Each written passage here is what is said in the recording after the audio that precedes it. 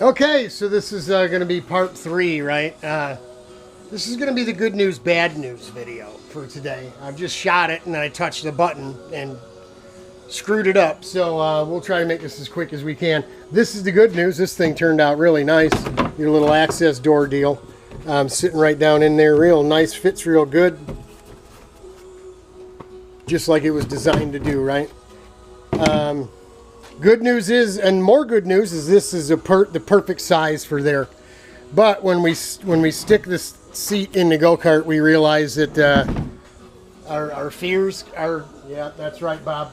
Our fears have come to fruition. The seat's too big to go in the go-kart. So here we are, sitting up against the fuel tank.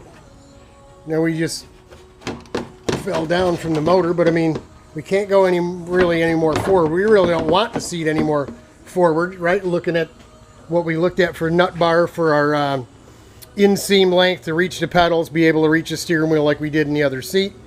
At this point, it just needs to go down about 5 inches. Let me stick you down in here. This is where I touched the button, so I'm going to try to stay away from the button. You see what's going on? We got a lot of space left to come down. Look at those hoses there. What are we going to do? Are we going to have room to run the hoses alongside of this big bathtub seat? Our shift arm is right up against the seat, and it's still got to go down. So what we're going to have to do is go over. I just had Rich out here looking at it, and I told him what I'm going to do, since we were relocating this this clutch lever perch, a handle here. We're going to cut it and move it. What I'm going to do is take the tank off. I mean, fuel lines are already off, right? We'll just take the clips out, remove the tank, take the, we got to take the Nerf bar off to have, and I guess we wouldn't have to. We could cut it once we get the tank out of the way. And then we can sit the seat down and just see exactly what we got. And Rich is not real happy about having to do more work to this fuel tank, especially because there's already been fuel and oil in it. Makes it difficult to weld these things.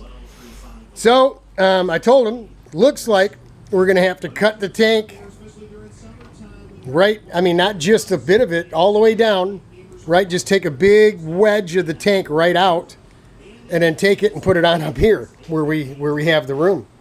Because we need the capacity.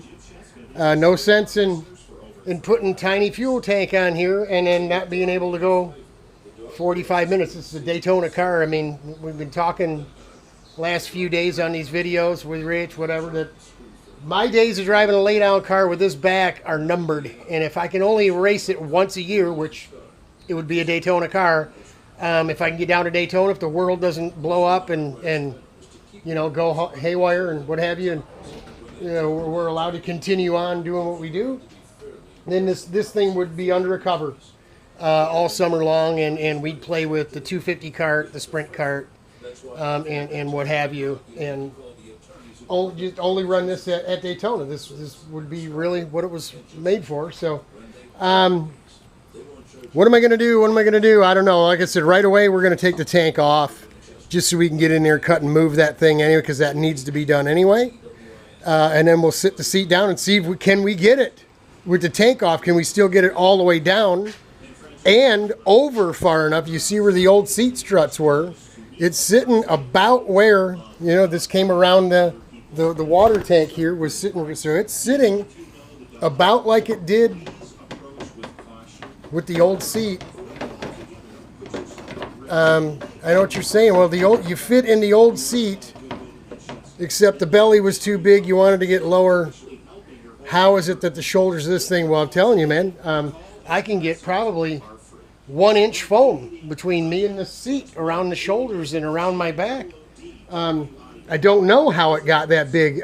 Just laying in it the other day, marking out where the good Lord split me. It was blatantly obvious how big the seat was, how much extra room I had on the sides of my shoulders, on the back, all the way around, even down side of my hips and legs. So again, look at the nice access panel we're going to have there. We'll be able to get to everything real nice, right? We'll be able to get to the micron and everything. But I'm trying to keep a positive outlook here because we spent a lot of time and money on this thing. And we find out that this isn't going to work. That's going to be a bit of a bummer, man. It's going to be a bit of a bummer, but we'll see. We're going to have to change other things on the car to make it fit in there. Or we put the car back together, we pull this out of here, we button everything back up, cover it up, take it to the storage unit and put it away until we lose some weight and we can fit in this thing the way we should. Don't hold your breath, because I'm not. Godspeed. God bless y'all. We love you. We're praying for you. Good news, bad news. 2 bits of good news doesn't outdo the bad news just yet, but we'll see. More coming.